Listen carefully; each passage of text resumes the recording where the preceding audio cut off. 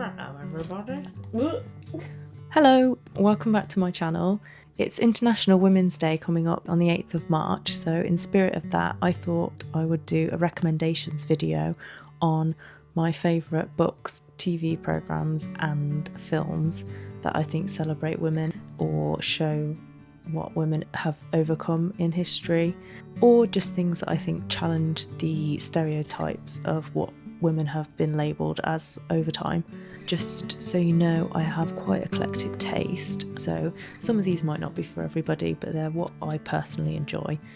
Hopefully, if you haven't heard of them and you try them out, you like them too. I'm going to go straight in with books first. So the first book I'm going to talk about is actually my favourite book. I probably think about it every single day since I read it.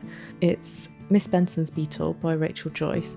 I just think it's such a good story. Like, I have not found another book that's like an adventure story for adults that has come anywhere near this. So it's set in London in 1950 and the world hasn't quite gone back to normal after the World War II. The main character is called Marjorie Benson and she is a school teacher and a spinster, and she is at her day job. She has a really bad day and basically just has a meltdown, abandons her job and decides to go on an expedition to the other side of the world in search of a creature that may or may not exist. Marjorie needs an assistant to go on this expedition with her, so she interviews people, and then the person that she ends up with is the last person she would have wanted.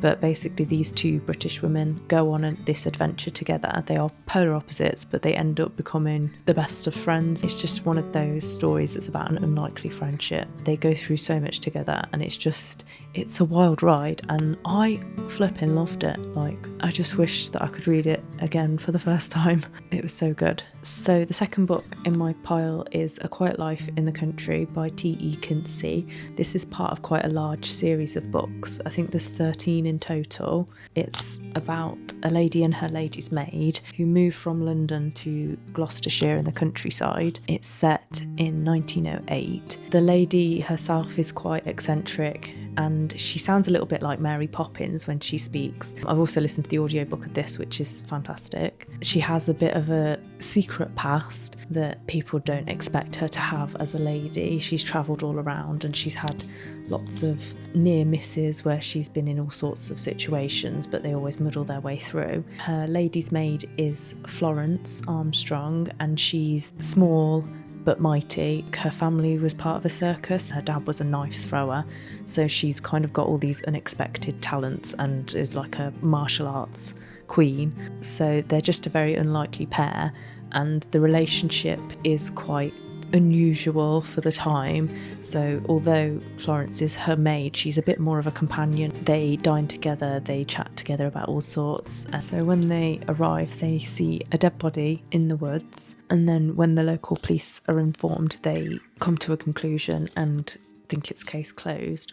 But Lady Hardcastle realises something about the mystery that doesn't seem quite right, so the policemen are then left scratching their heads and they need a little bit of help. So her and her lady's maid come and offer some assistance and try and lead them in the right way, and it turns out they're quite good at it, so they end up being kind of amateur sleuths. What I like most about this book is obviously it's set during like the Victorian kind of period. It's very light-hearted. They kind of bicker and poke fun at each other, so it's like the humour in the book. I love the way it's written. I just think it's such a fun book. I've never really heard anyone talk about it either, so I really enjoy the series. So yes, I would recommend this one as well. The next book on my list is Remarkable Creatures by Tracy Chevalier. I might not be saying that right. It's like a historical fiction based on real people and things that really happened. So some of it is slightly guesswork because I don't think the information is available, but a lot of the things in here are true. It's about Mary Anning, who was a paleontologist from Lyme Regis in Dorset When she was 11 years old, I think, she discovers the first ichthyosaur, which is like a marine reptile. She discovers it with her brother. They've never found anything like this before and don't fully understand what it is. They think it's a crocodile to begin with, but then Mary has this natural instinct for anatomy and just scientific understanding. So she notices that the eye of this crocodile is too big, so she thinks this must be something else. She starts to sell the creatures that she finds to scholars and higher classes. She starts to get quite well known because of her findings, but she never really gets credit for it. She comes from a very poor family and has had little to no schooling, apart from she gets a little bit, I think, later on at Sunday school. She's kind of not taken seriously because of her class, because she's female, because of her age, because at the time when she starts finding things, she's literally like 11 years old. Mary's discoveries kind of made the scientific community question what they knew about the world, because at this point in time, this was in the early 1800s, they thought that it was only 6,000 years old. So to discover something that was clearly way older than that. But she's quite well known, I think, in Lyme Regis now. She's got a statue, and she's got where her house was, I think there's a fossil shop. I did do a forage painting on this copy that's got like shiny ammonites on it. The next books are Dear Mrs. Bird by A.J. Pearce. This is a series of books. There's 4 in total, and I've read the first 3. Dear Mrs. Bird is set during World War II, but the main character is called Emmy Lake, and she's a young girl. She wants to get out and make her mark in the world. She sees an advert in a local paper for a war correspondent. She gets an interview and she's super excited, but it turns out that it's just in the same building as a few other things, and the interview's actually for a women's magazine called Women's Friend, which was like an advice magazine that had like obviously advice in it and then recipes and like how to make, do, and mend, and clothing patterns and knitting things like that, which wasn't what she wanted, but she ends up taking it. So Emmy's been put on the advice column area, so she reads all the letters that come in and she's supposed to send advice. Mrs. Bird has a rule that anything that has unpleasantness in it goes straight in the bin. She receives some letters that are really tough situations that people are having to deal with, that Mrs. Bird would never normally reply to. Emmy realises that she is a bit disappointed by this, and she wants to help people that actually really need it and doesn't just want to fob them off. So she starts writing secret replies, and she gets in quite deep with it and has to kind of tell lies to cover what she's doing. And it's just a good example of a character doing what she believes in and choosing what she feels is right over what is easy and what she's being told to do. I love the way this is written. It's obviously written back in 1940s kind of style, so they say things like terribly early and it was terrifically good and things like that, and I just think it's charming. So yeah, it's courageous. The main character is just fearless. She goes for it. She does what she believes in, and I think that's really important. So that's why she's on the list. The next book on the list is Marlow Murder Club by Robert Thorogood. I think there are 5 in this series now. It's just one of those cosy crime books where the heroes aren't people who typically get to be the heroes. So there's like a single mum, the vicar's wife who's always looking after everybody else, and then the old lady that's invisible and forgotten about. So that's why I like these ones. This writer also wrote the Death in Paradise books, and personally I like those more, but these are still a good read if you like cosy crime. And I'm more of a cosy crime. I don't really like true crime. The next one on the list, I haven't actually got the physical book because I listened to the audiobooks, but it's The Charity Shop Detective Agency by Peter Boland. There's now 6 in the series, I think. It's kind of a similar premise to this. There's 3 ladies that work in a charity shop. They turn up to the charity shop one day, and outside there's a donations bag, and somebody's left a bloody knife inside the donations bag. So they obviously ring the police, and then they find out later on that somebody who comes to their coffee mornings is the person that was murdered with that knife. So they want to find out who murdered their friend, and they do a bit of investigating. They figure out all sorts of random clues. Sometimes they get it right, sometimes they get it wrong, but eventually they end up getting onto the right track. And it is quite a good murder mystery. Like, there's a lot of twists and turns. Again, the same as with this one. The three ladies, they're older, they're kind of a bit forgotten about. Nobody really notices them. So it's nice to have people like that get to have their moment and be the heroes of the story. And then the last book on my book recommendations list is How to Age Disgracefully by Clare Pooley. Oh, I don't know why I said that so weird. Clare Pooley. This book is about a lady who's in her mid-50s. She's feeling a bit redundant because her children are at uni, they don't really need her anymore. Her husband doesn't really pay her any attention, and is almost definitely cheating on her with somebody else. She decides to get a part-time job at the local community centre for like senior citizens. So basically the oldies that Lydia meets at this senior citizens social club sort of thing aren't really what she's expecting, but on the first meeting the roof actually caves in on one of the people and they die.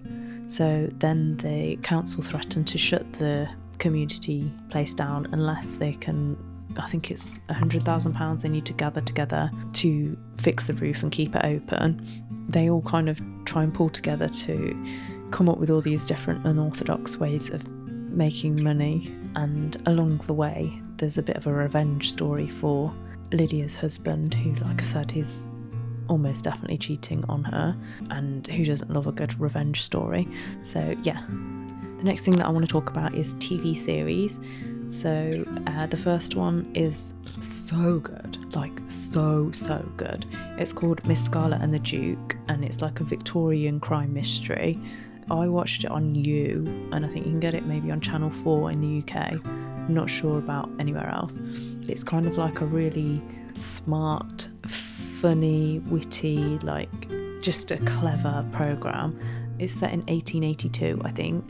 The main character is called Eliza Scarlet, and her father runs a detective agency, but he dies, and she's left with quite a lot of debts and a detective agency. At that time, women aren't really like business women, so she kind of takes it on, and then she ends up being really good at it. So she thinks, well, I'm gonna set out on my own, I'm gonna have my name above the door. So she's trying to operate a business and continue her father's work in a male world. So she sometimes needs the helping hand of the local police detective, who happens to be a bit of a love interest, but they've known each other since they were children. She helps him out with his cases, and he in turn helps her out with the occasional thing to do with her cases.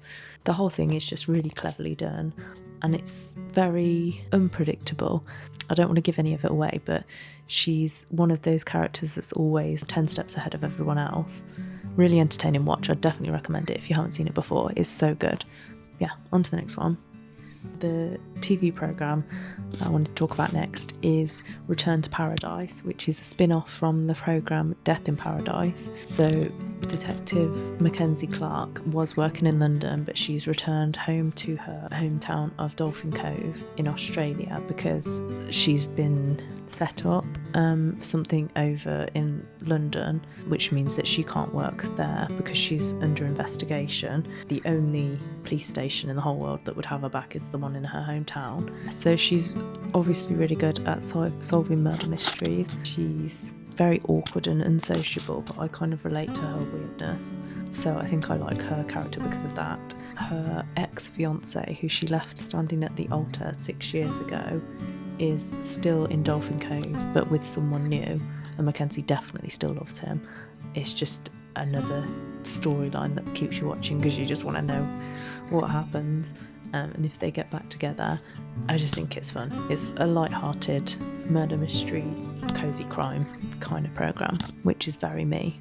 The next one is another cosy crime comedy drama thing, which is the TV adaptation of this book. So Marlow Murder Club, it's the same storyline, it's just been made into a TV programme.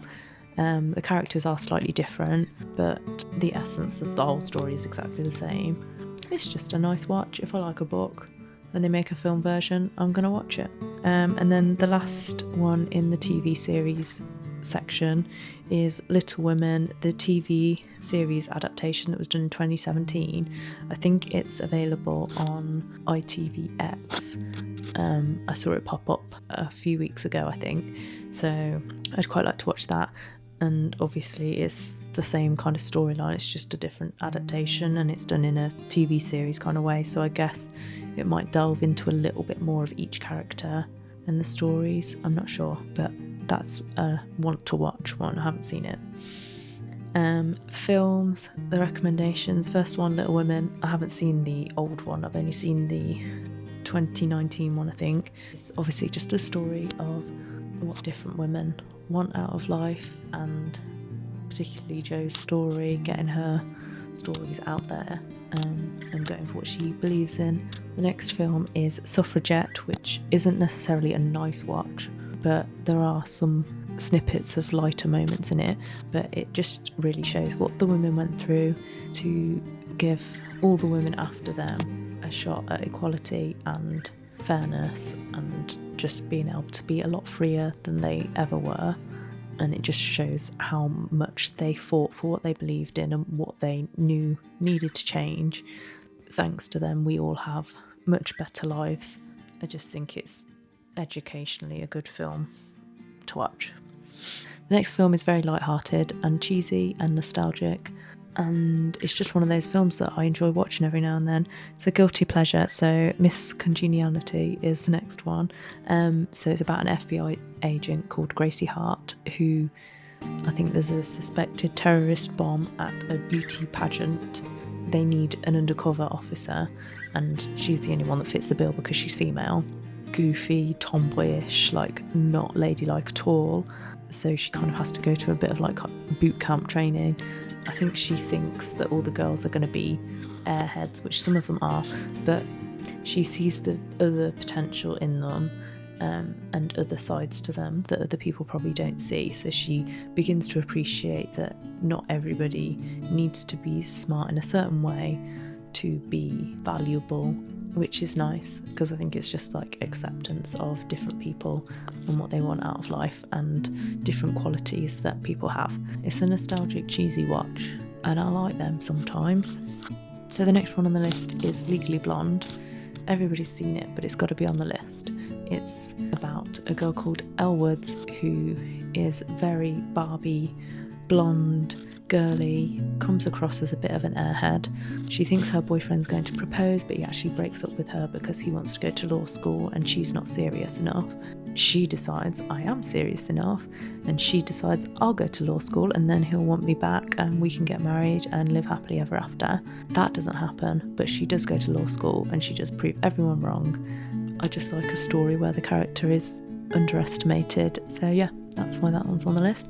And then the last one is The Dressmaker, which I haven't seen. That's just one that I want to watch, and I think it's about somebody who came from Australia originally and then went to London, and she was a dressmaker there, and then she comes back to visit her mum. So she returns to Australia, and I think she tries to show people that what she does in dressmaking can really make a difference to the way someone feels about themselves. I saw the trailer, and I think there's this girl who's like very introverted and shy, has big glasses, her hair's just shoved up, no makeup, and she basically gives her a makeover and everyone's like, whoa, who is this?